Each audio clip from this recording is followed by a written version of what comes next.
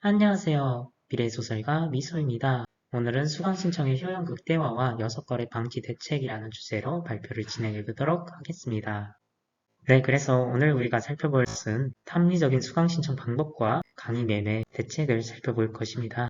과목은 주로 교양과 전공을 선택하는데요. 이때 교양은 전반적인 흐름에 초점을 맞추어서 평점에 유리한 측면이 있는 반면에 전공 과목은 과목에 대한 심도 있는 이해가 필요하고 졸업 학점에 필요하여 다른 전공 과목의 이해에 도움이 된다는 특성을 가지고 있습니다. 따라서 이 교양과 전공 과목은 트레이드 오프 관계라고 말씀드릴 수 있겠습니다. 이효진 외 2인의 교양과목과 전공과목에 따른 대학생의 수강신청 기준에 관한 연구에 따르면 교양과목은 학습 편의, 그리고 전공과목은 자신에게 맞는 교수자인지에 중점을 두고 선택함을 확인할 수 있었습니다.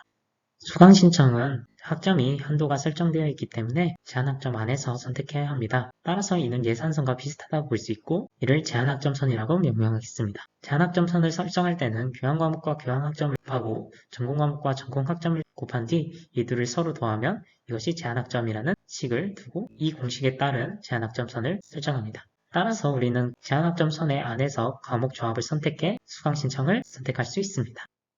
우리의 효용이 과목수 또는 수강 학점에 따라서 비례하여 효용이 증가한다고 가정하면 원점에 대해 컨벡스한 무차별 지도를 설정할 수 있습니다. 아까 살펴본 동일한 연구에서 수강 신청의 기준에 대해서는 졸업 요건이 가장 중요시하게 여겨짐을 확인할 수 있었습니다. 따라서 교양 학점보다 전공 과목 학점을 더 높게 잡는 것이 일반적으로 효용을 더 극대화할 수 있다고 볼 수 있습니다. 따라서 우리가 기존 선행 연구를 통해서 졸업 요건을 중시해야 한다는 점을 알고 있으므로 완전한 정보가 성립되어 기존의 1대1에 가깝게 균형된 교양 과목과 전공 과목의 균형에서 벗어나 좀 더 우아향하게 만들거나 혹은 좀 더 완만하게 만든 무차별 곡선을 만들 수 있습니다. 따라서 이 무차별 곡선과 제한학점 선이 만나는 지점에서의 전공 과목과 교양 과목을 선택하여 수강 신청을 하면 그것이 바로 효용 극대화를 이룰 수 있겠습니다.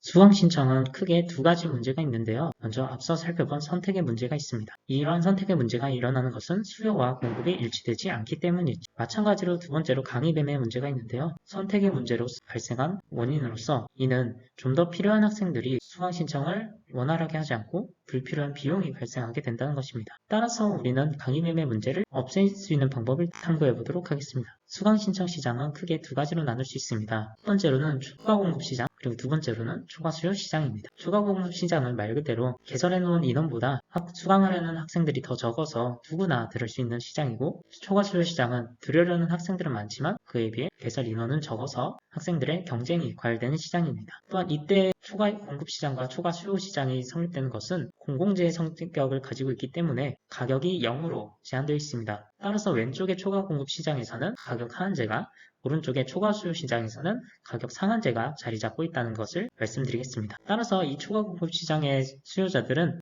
자신들이 이 수강 신청을 나중에 성공해도 된다고 생각하기 때문에 초과 수요 시장에 진입하여 수요를 증가시키는 요인이 됩니다. 그래서 초과 공급 시장에서 초과 수요 시장으로 넘어온 수강 신청을 성공한 학생들은 수요와 공급이 일치되는 지점에서 지하경제 시장인 강의를 매매하기 시작합니다. 이때 여섯거래의 특징은 정보가 불균형하다는 특징이 있습니다. 지하경제이기 때문에 그 강의 시세가 정확하지 않아서 적절하지 않은 가격에 판매가 될 수 있다는 겁니다.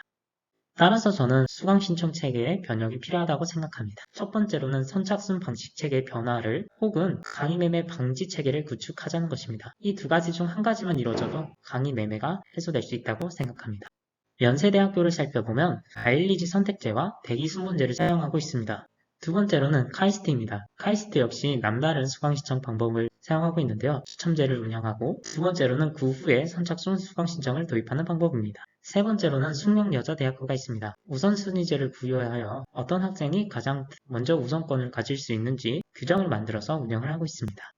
앞서 살펴본 사례 분석으로 인해서 저는 두 가지 방법을 생각해 봤습니다. 첫 번째로는 대기 순번제나 우선순위제 같은 학생들이 순번을 가지고 있는 수강 신청 시스템을 만들어서 강의 매매가 소용이 없게 하는 방법입니다. 두 번째로는 제가 생각한 방법으로 수강 신청 기간 수강 취소 시 15분에서 30분 이내 무작위 6개 열린 기능을 도입하여 녀석의 교환을 어렵게 하여 강의 매매를 방지하는 것입니다. 제가 제시한 두 번째 방법은 게임 이론과 관련이 있는데요. 게임 이론이란 소수의 사람들이 참여하는 상황에서 한 사람의 행동이 다른 사람의 행동에 큰 영향을 주게 되는 상황을 분석하는 데 만들어진 틀입니다. 따라서 이 게임 이론은 수강 신청에서 학생들의 제한된 학점 안에서 한 사람의 수요가 여러 사람에게 영향을 미칠 수 있는 환경이기 때문에 게임 이론과 밀접한 관련이 있다고 말씀드릴 수 있겠습니다. 학생들이 6거래를 하는 현장을 테이블화 해봤는데요. 거래는 10회 하고 거래로 인한 소비자의 편익은 20이 증가하며 안 판다 산다의 20, 마이너스 10이라는 보수는 판매자가 소비자에게 팔지 않고 돈을 받은 다음에 다른 사람에게 다시 판매할 수 있는 가능성이 있기 때문에 여기서 판매자의 편익을 20으로 잡았습니다. 그래서 여기서는 이제 약 열등 전략 제거가 약 열등 전략이랑 최소한 한 전략이 다른 전략보다 항상 보수가 작거나 같은 것을 의미합니다. 따라서 보수가 항상 작거나 같다면 제거할 수 있습니다. 그래서 약 열등 전략 제거 방법이 나오는데요. 판매자는 판다의 전략을 약 열등 전략으로 제거합니다. 그럼 소비자 입장에서는 산다와 안 산다를 했을 때 각각 페이오프가 마이너스 10 그리고 0이기 때문에 산다를 지우게 되고 이것은 강 열등 전략 제거 기법입니다. 그래서 마지막 남은 안 판다와 안 산다 전략인 0,0 페이오프를 서로 내시 균형으로 가지게 됩니다. 제가 지금 만든 테이블은 확실성을 위한 비용이 발생하는 곳입니다. 즉, 내가 수강 신청 강의 매매를 사기당할까 두렵기 때문에 강의 6 열린 기능을 도입한 이후에 우리가 카페나 학교에서 만나서 같이 대면을 통해서 옆에서 수강 신청을 하는 것입니다. 그렇다면 사기를 칠 수가 없겠죠. 그런데 이들에게는 대면 비용이 발생합니다. 그래서 만약에 한 사람이 소비자가 나오지 않거나 혹은 판매자가 나오지 않는다면 나온 사람은 비용만 발생하게 되므로 여기서는 약 열등 전략이나 강 열등 전략 모두 발견하기 어렵습니다.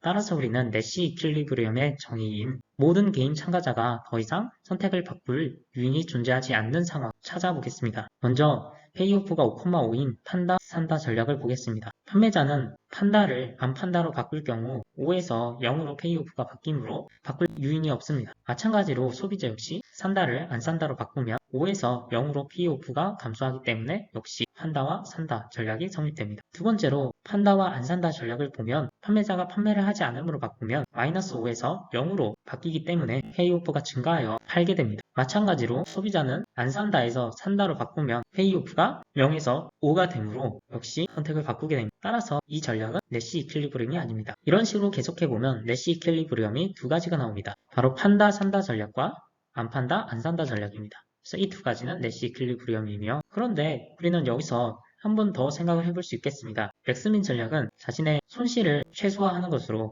자신이 가장 최악의 선택을 피하는 선택입니다. 판매자의 경우에는 판다 안 산다의 마이너스 5의 페이오프가 가장 좋지 않은 선택이기 때문에 피하기 위해서 안 판다 전략을 선택하게 되고 소비자 역시 마이너스 5인 안 판다 산다의 산다 전략이 가장 페이오프가 적을 수 있으므로 이 산다 전략을 폐기하고 안 산다 전략으로 바꿉니다. 이렇게 되면 소비자는 안 산다 전략, 판매자는 안 판다 전략을 가지게 되고 이것이 맥스민 균형입니다.